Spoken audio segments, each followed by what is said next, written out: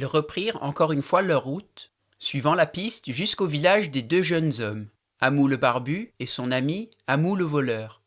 Ils les trouvèrent dans les champs, en train de déblayer la boue et le débris d'une rigole d'irrigation. Les deux jeunes hommes furent contents de voir Amsigel et Tazouit et leurs compagnons, et ils s'assirent tous dans un verger et causèrent des événements des derniers jours.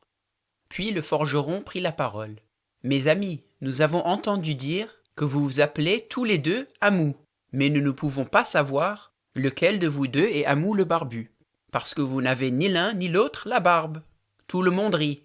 Ils demandèrent alors au barbu « Pourquoi as-tu rasé ta barbe ?»« C'est très simple, répondit-il. J'ai trouvé par hasard un rasoir à côté de la rigole. » Ils rirent encore une fois. Puis celui qui s'appelait le voleur le fixa d'un regard en disant « Écoute, tu as changé ton aspect rien qu'avec un rasoir de 2 centimes. Est-ce que je ne peux pas changer, moi aussi ?» Se tournant vers Amsigel, ils dirent « Te souviens-tu de notre conversation ?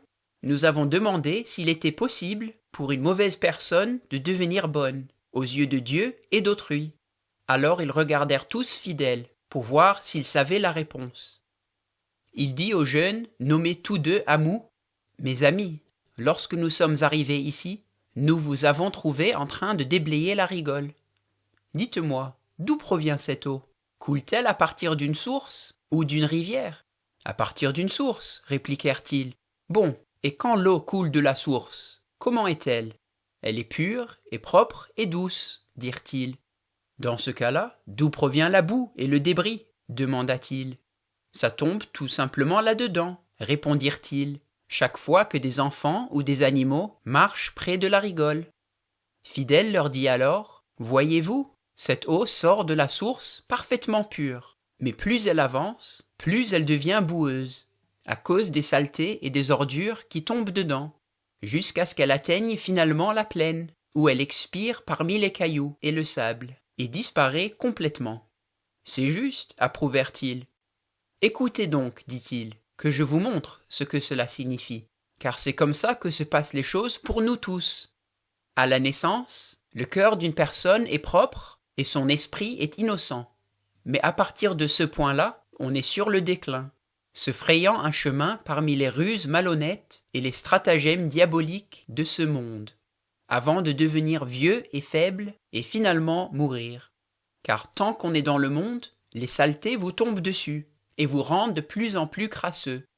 Fidèle marqua une pause avant de dire « Et qu'en est-il de cette boue et de ces ordures? Certains flottent à la vue de tous, mais d'autres coulent sous la surface et ne se voient pas si facilement. Quelques-uns d'entre les gens font voir aux yeux de tous à quel point ils sont crasseux, mais d'autres cachent leur impureté. Les péchés de quelques-uns sont si évidents qu'on peut facilement prévoir le jugement qui va tomber sur eux. Mais pour d'autres, ce n'est que plus tard que leurs péchés se feront voir. Écoutez, vous tous, poursuivit Fidèle, que je vous raconte une histoire. Il était une fois un homme qui fumait 50 cigarettes par jour. Ses habits, ses mains et son corps étaient complètement imprégnés de fumée de cigarettes. Chaque fois qu'il arrivait à la maison, sa femme se plaignait de la puanteur. Il est donc allé bien se baigner au hammam. Il a changé ses habits et il est revenu purifié de l'odeur de cigarette. À l'extérieur, tout allait bien. Mais comment était-il à l'intérieur?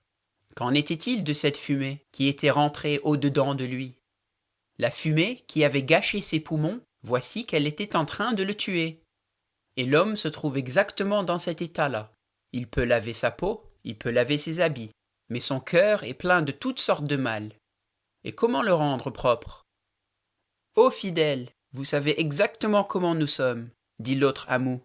Il est très difficile de nous purifier de toute notre pollution, d'éviter des paroles méchantes et des pensées mauvaises, parce que l'homme est faible. Bien que nous désirions faire ce qui plaît à Dieu, nous n'y arrivons pas, nous savons tous que nous échouons.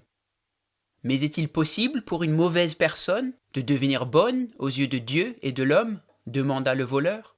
Pouvons-nous déblayer la boue et le débris du péché de nos cœurs? Il y a quelqu'un, répondit Fidèle doucement, qui est capable de nettoyer votre cœur.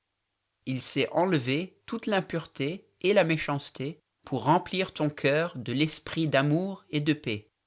Si tu regrettes sincèrement toutes les mauvaises choses que tu as faites, et tu détournes de tout ce qui te rend malpropre, il ne te reste qu'une seule chose à faire.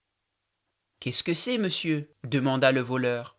« Tu as besoin de te raccrocher à notre Sauveur, » dit Fidèle. « Crois en lui et appuie-toi sur lui, parce qu'il s'est donné lui-même afin de nous libérer de tout mal et de nous purifier pour que nous devenions son peuple.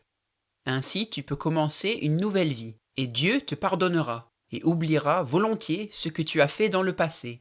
En fait, il fera un miracle en toi.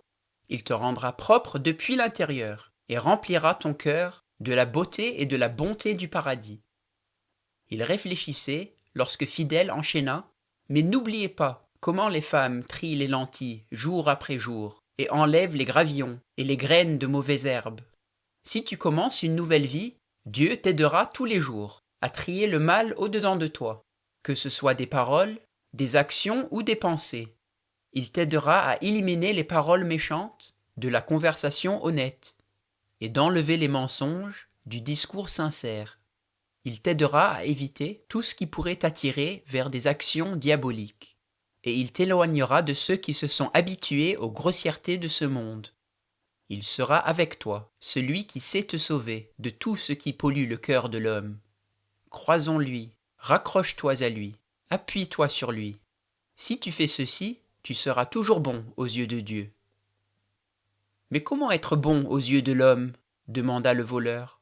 « Comment les gens peuvent-ils nous pardonner?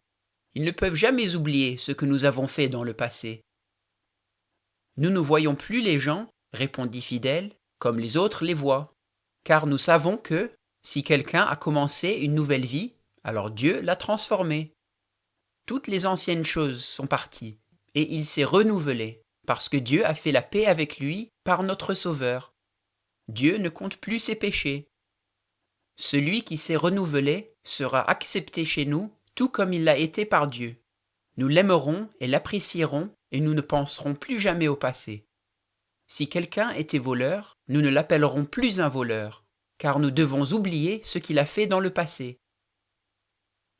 Si c'est comme ça, dit celui nommé le voleur, quel nom me donnerez-vous maintenant ? » ?»« Nous t'appellerons Amou le Nouveau, » répliqua Fidèle, « parce que l'ancien Amou est mort au-dedans de toi. » Puis l'autre Amou prit la parole. « Merci Fidèle de nous avoir raconté tout ceci. »« Nous devrions remercier Dieu, répondit Fidèle, parce que c'est lui qui nous a pardonné de toutes les mauvaises choses que nous avons faites. » Puis Amou le Nouveau dit « Permettez-nous de vous accompagner pendant votre voyage, pour en entendre davantage à ce sujet. »« Venez donc, répliqua Fidèle, nous avons toujours le temps aujourd'hui de voir le nomade. » Ils partirent tout de suite sur la piste.